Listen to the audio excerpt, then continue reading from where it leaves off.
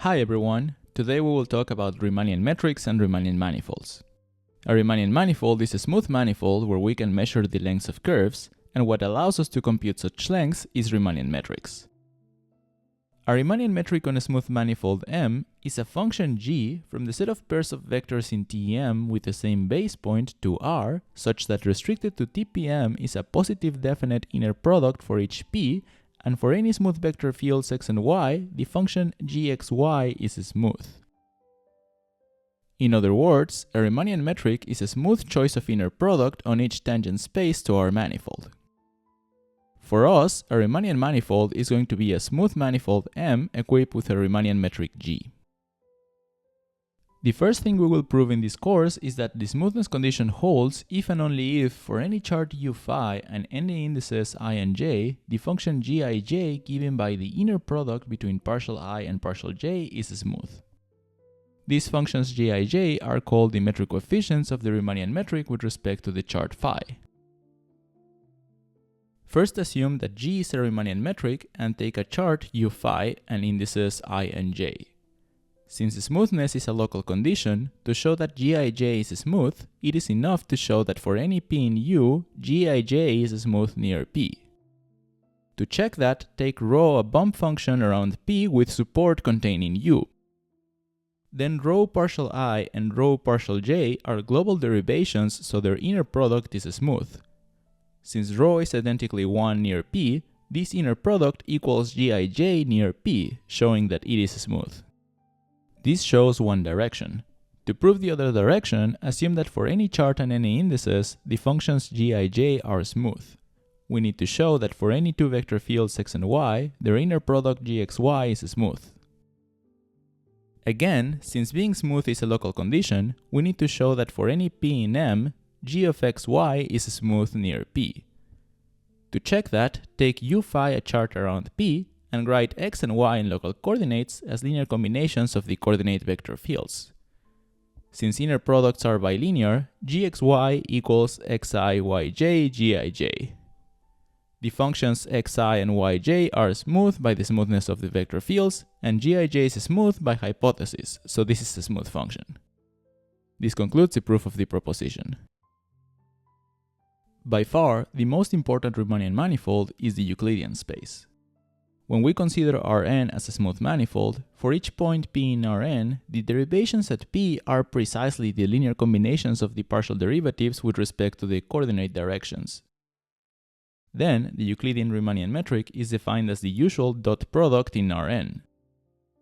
With this, the length of a vector is the square root of the sum of the squares of its components, just like what we are used to.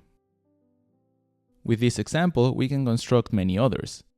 Take a smooth manifold M and assume there is an immersion f from M to Rn. Since dpf is injective, it is a linear embedding of Tpm into Rn, so when we restrict the dot product to the image of Tpm, we get an inner product on Tpm. To verify the smoothness condition, take two vector fields x and y on M. Then g of xy is the dot product of dfx and dfy, which is, after looking coordinate by coordinate, xf1 yf1 plus xf2 yf2 and so on, which is a smooth function because each coordinate of f is smooth. This construction can be generalized to other manifolds. If Mg is a Riemannian manifold and f is an immersion from another smooth manifold N to M, then by restricting the inner products provided by G to the image of the f, we get a Riemannian metric on N that we call the pullback of G via f, and we denote it by f star G. As a concrete example, take the unit sphere in R3. At each point of the sphere, the tangent plane is equipped with the usual dot product from R3. Then we can work with a chart that takes the upper hemisphere and pushes it down to the unit ball in R2 when we think of R2 as the xy plane. The inverse of this map is given by xy square root of 1 minus x squared minus y squared, and we can compute its partial derivatives with respect to x and y. These partial derivatives are the coordinate vector fields over this chart, and their dot products are the coefficients g11, g22, and g12. While this chart has a very simple geometric interpretation, we will later use another one for computational purposes. Now that we have established our main objects, the Riemannian manifolds, we need to distinguish when two Riemannian manifolds are the same. We say that a diffeomorphism F between two Riemannian manifolds M1G1 and M2G2 is an isometry if F star G2 coincides with G1 as a Riemannian metric on M1. When there is an isometry between two Riemannian manifolds, we say that they are isometric to one another. It turns out that a diffeomorphism is an isometry if and only if df respects the lengths of all vectors in Tm1. This is because using the polarization formula, one can recover the value of inner products using only lengths of vectors. This means that if a linear function respects lengths, then it must also respect angles and inner products. Another thing that is not hard to show is that being isometric is an equivalence relation in the class of Riemannian manifolds. For a Riemannian manifold Mg and a smooth curve gamma, just like in the Euclidean case, the length of gamma is defined to be the integral of the length of its velocity. That is, the integral of the square root of the inner product of gamma prime with itself. For points P and Q in M, their distance is defined as the infimum of the lengths of curves connecting them. For example, later we will compute that in the unit sphere, the distance between the North Pole and a point in the equator is pi over 2, because the shortest curve connecting them is half a meridian. In more general manifolds, it may happen that a pair of points does not have a shortest curve connecting them. For example, if we take R2 minus the origin, the distance between 1, 0 and minus 1, 0 is 2, but there is no curve of length exactly 2 connecting them, because such a curve must pass through the origin, which doesn't belong to the manifold. With Riemannian metrics, we can also compute volumes. Before we do that, let's do some linear algebra. If V is a vector space with an inner product, E1, E2, and so on is an orthonormal basis, and we have n vectors V1, V2, and so on, then the volume of the parallelepiped spanned by the vectors V1, V2, V3, and so on is given by the absolute value of the determinant of the matrix of Vij's, where the Vij's are the coefficients of the Vi's when we write them in terms of our orthonormal basis. Now, if we label the inner product between Vi and Vj as Gij, then by the bilinearity of the inner product, Gij equals the sum over k of Vik and Vjk. This is precisely the ij entry of the matrix obtained as the product of the matrix of the Vij's and its transpose. By the product property of the determinant of the matrix Gij is the determinant of the matrix of the Vij's squared. But we have said that this determinant was the volume of the parallelepiped, so said volume is the square root of the determinant of the matrix Gij. To define volumes in a Riemannian manifold, we have to restrict ourselves to Jordan measurable regions. We say that a compact subset K of a manifold M is Jordan measurable if it is contained in a chart U phi, and phi of K is Jordan measurable as a subset of Rn. Using basic calculus, you can show that this definition does not depend on the chart one uses. Motivated by the previous discussion, we define the volume of a compact Jordan measurable region K contained in a chart U phi as the integral over phi of K of the square root of the determinant of the matrix of metric coefficients. To verify that this is well defined, we need to take two charts U phi and V psi that contain K and check that the volume of K computed using the first chart coincides with the volume of K computed using the second chart.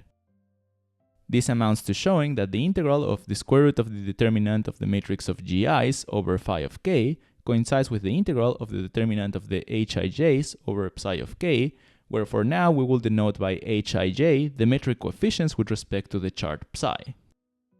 We will achieve that using the change of variables psi phi inverse. We label the local coordinates induced by phi as xi's and the ones induced by psi as yi's. By the chain rule, taking derivative with respect to xi can be written as a linear combination of partial derivatives with respect to the y case. Using this, we can write the Gij's in terms of the Hij's and the partial derivatives of the y coordinates with respect to the x coordinates.